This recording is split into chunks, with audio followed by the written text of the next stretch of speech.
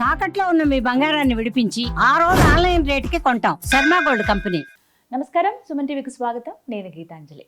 2026వ సంవత్సరంలో ద్వాదశ రాశుల వారి జాతక ఫలితాలు ఏ విధంగా ఉండబోతున్నాయి తెలుసుకుందాం. వివరించేందుకు ప్రస్తుతం మనతో పాటు ఉన్నారు భారతీ శంకరపీఠం వ్యవస్థాపకులు, ప్రముఖ ఆధ్యాత్మికవేత్త బ్రహ్మశ్రీ అన్నవరపు తిరుపతిమూర్తి అవధాని గురువు గారు. వారితో మాట్లాడదాం. గురుగారు నమస్కారం అండి. ఓం శ్రీ మహాగణాధిపతయే నమః. గురుగారు, వృశ్చిక రాశి వారికి 2026వ సంవత్సరం ఎలా ఉండబోతోంది వారి జాతకాలు?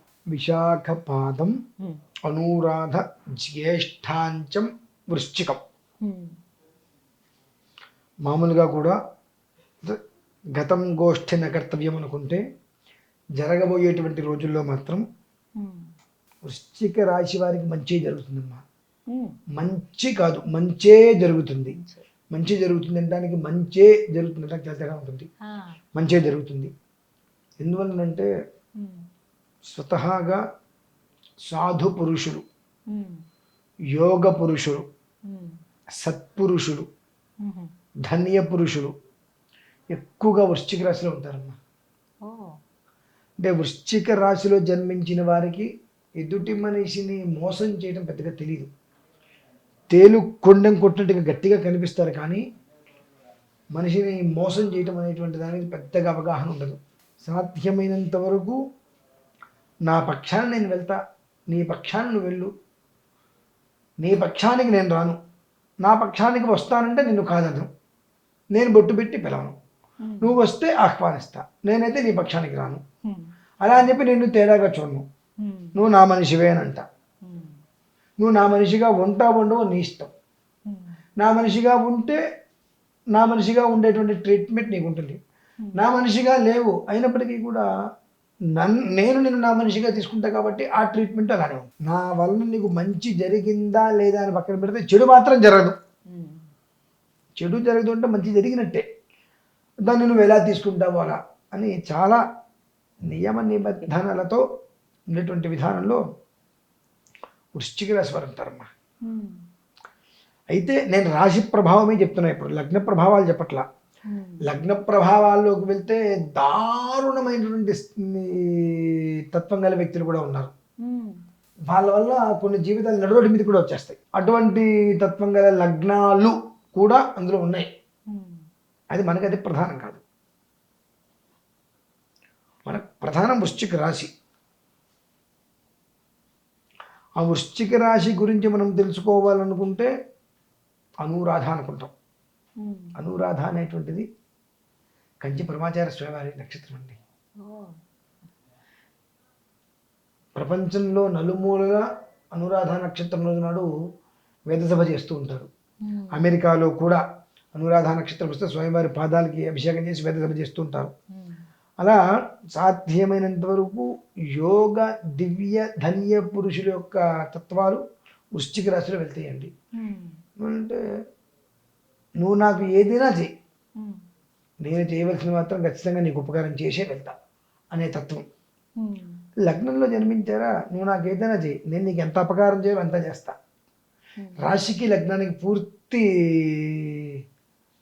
యాంటీ. రాశిలో జన్మించిన వారేమో ప్రాణం ఇచ్చేస్తారు, లగ్నంలో జన్మించిన వారు ప్రాణం తీసేస్తారు అవసరమైతే.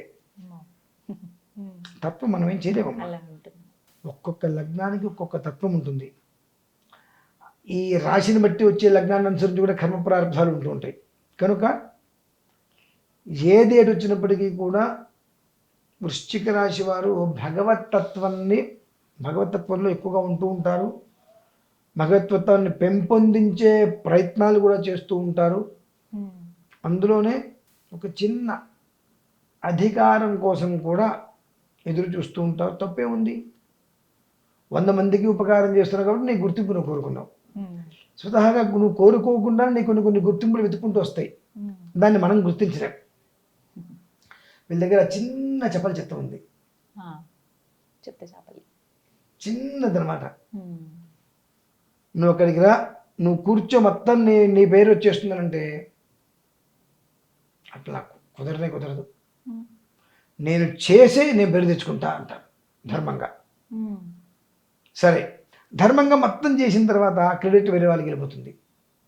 ఓకే, అంత మెంటల్గా ఇబ్బంది పడిపోయి బాధపడరండి. Okay, better next time. అంతే. ప్రతిసారి అనుకుంటూ నెక్స్ట్ టైం. పాజిటివ్నెస్లోనే ఉంటారండి పాపం. కాబట్టి సాధ్యమైనంత వరకు గ్రహాలలో కూడా వాళ్ళని ఇబ్బంది వృశ్చిక రాశిలో జన్మించినటువంటి వ్యక్తిని అంత పెద్దగా గ్రహాలు ఇబ్బంది పెట్టవు. ఒకవేళ ఏదైనా వాళ్ళు ఇబ్బందులు పడుతున్నారు అంటే మనుషుల వల్లనే ఇబ్బందులు పడతారు. నరదిష్టి, నరఘోష, ఏదైనా కొన్ని ప్రయోగాలు, మంత్ర ప్రయోగాలు చేత వల్ల ఉంటాయి. అటువంటి వాటి వల్ల మాత్రమే వారు ఏదైనా ఇబ్బందులు ఎదుర్కోవాలి. మినహాయిస్తే గ్రహ ప్రభావాల రీత్యా చాలా తక్కువ అనమాట ఇబ్బందులు ఎదుర్కోవటం. కాబట్టి ఎప్పుడూ బాగానే ఉంటారు. రుద్రుణ్ణి ఆరాధన చేస్తూ ఉంటే ఇంకా బాగుంటారు. ఓం నమో భగవతే రుద్రాయ, అంతే. రుద్రుణ్ణి ఆరాధన చేయటం అంటే ఏదో తెల్లవారుసిన 4 గంటలకు వెళ్ళి నీళ్ళలోకి వెళ్ళి ముక్కు మూసుకొని 3 ములుగులు మునిగి అక్కడి ఆ తడి బట్టలతోటి చెంబు నీళ్ళు తీసుకొని అలా దారంతా పూసుకుంటూ శివుని తీసి పోయటం కాదండి. అది అసలు ఆయన పట్టించుకోడు. నువ్వు నిద్రపోతున్నా సరే ఆ సమయానికి శివయ్యకి అభిషేకం చేయాలి, నాకు చేత కావట్లేదు, నా దగ్గర నీళ్ళు ఇవే, ఆయన శివయ్య నీకు నీళ్ళు పోస్తున్నాను అని సంతోషపడతాడు ఆయన. మనస్సు కాబట్టి మనస్సు పూర్తిగా అక్కడ పెట్టి లగ్నం చేసి ఓం నమ శివాయ, ఓం నమో భగవతే రుద్రాయ అంతా ధ్యానం చేసుకుంటూ ఉంటే వాళ్ళ జీవితం ఇంకా అద్భుతంగా ఉంటుందండి. అది పరిస్థితి. శివయ్య ఆరాధనే మరి ముఖ్యం. శ్రేయస్కరం. చక్కగా వివరించారండి. ధన్యవాదాలు గురుగారు.